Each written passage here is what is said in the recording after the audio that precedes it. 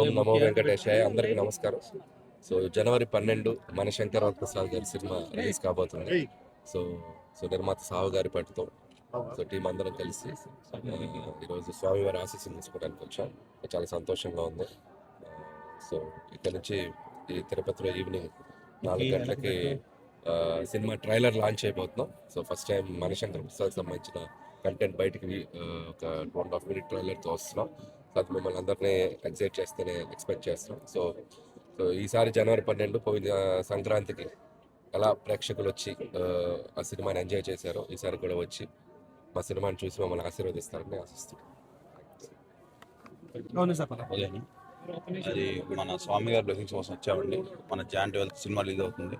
డెఫినెట్గా అల్లిగా చెప్పినట్టు లాస్ట్ పండుగ ఎట్లా సంక్రాంతి వస్తున్న సినిమా జనందరినీ మెప్పించిందో ఈ సినిమా అంతకన్నా మెప్పిస్తుంది.